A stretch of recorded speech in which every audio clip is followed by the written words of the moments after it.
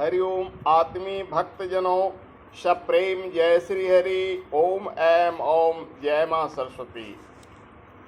आज का प्रसंग है अध्यात्म की सबसे बड़ी विभूति है दया, करुणा और परोपकार। कहने को हर कोई दो चार पन्ने किताबें धार्मिक पढ़ लेने वाले व्यक्ति अपने आप को आध्यात्मिक कहता है।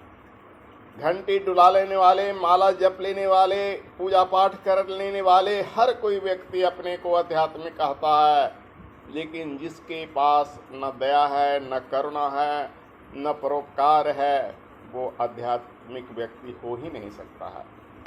संसार में जिन भी व्यक्तियों के पास दया, करुणा और परोपकार है, भले ही वो पूजा करें न करें, माला जपे न जपे, कोई कर्मकांड न करें, लेकिन वही आध्यात्मिक कहलाने के योग्य हैं।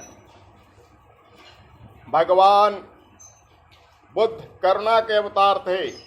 कभी उन्होंने माला खटखटाया नहीं, कभी उन्होंने पूजा पाठ नहीं किया, कभी उन्होंने जलाभिषेक नहीं किया, लेकिन वो भगवान कहला गए, पूरे विश्व में पूजनीय हो गए।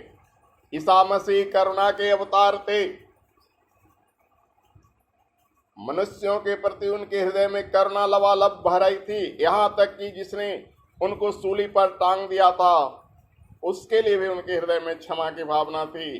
जिसने सूली पर चढ़ाया था, उसके प्रति भी वे कहे थे कि वे अज्ञानी हैं, वे नहीं जानते हैं कि हम क्या करते हैं, इसलिए वे क्षमा के योग्य हैं। तो ऐसे ही व्यक्ति जगतबंद और विश्वबंद होता है। भगवान बुद्ध, भगवान महावीर, ईसाई धर्म के प्रवर्तक ईसा मसीह, ये सब 100% यानी 100% करुणा के अवतार थे। लेकिन करुणा हर किसी के दिल में अगर होती है तो वो आध्यात्मिकता की लक्षण है। जहाँ करुणा नहीं, वहाँ कुछ भी नहीं। वह व्यक्ति राक्षस कहलाने के योग्य है। जिसे किसी के प्रति करुणा भाव जगा ही नहीं, वह मानव होते हुए मानव नहीं, वो दानव है। उसे ही राक्षस समझिए, क्योंकि राक्षसों में करुणा की भावना नहीं होती है। राक्षस कभी किसी पर दया नहीं करते, कभी किसी का परोपकार नहीं करते। तो यह मानव ही देव है, यह मानव ही दानव है।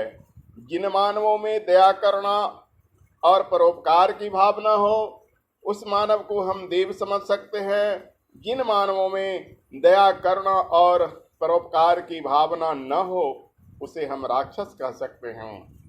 इसलिए हमारे नज़रों में नहीं, हमने जो भी अब तक आध्यात्मिक पुस्तकें पढ़ी है, सबका सार मैंने यही पाया है कि अध्यात्म की सबसे बड़ी विभूति अगर कुछ है तो दया, करुणा और परोपकार।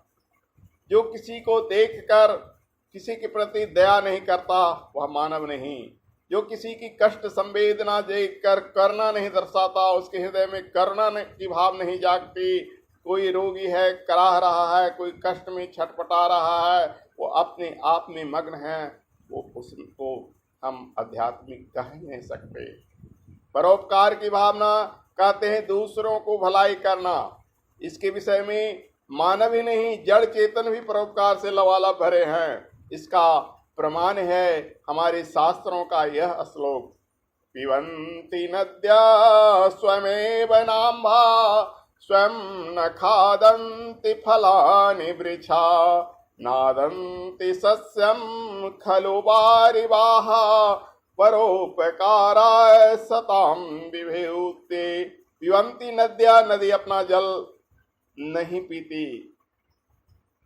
खादन्ति सस्यम बरुआ, पिबन्ति नद्या स्वयं नदियाँ अपना जल नहीं पीती और नहीं क्षेत्र अपना फसल को खाते हैं, वृक्ष अपना फल को नहीं खाते हैं। ये सब क्या है? जड़ चेतन वस्तु है, मानव नहीं है। फिर भी इसमें परोपकार की गुण लबालब भरा हुआ है। तो सचमुच ये आध्यात्मिकता की भावना है। जिस मनुष्य में परोपकार हो, दया हो, करना हो, वही पूजनीय है, वही आध्यात्मिक है, वही विश्वबंद है। हरिओम तत्सत।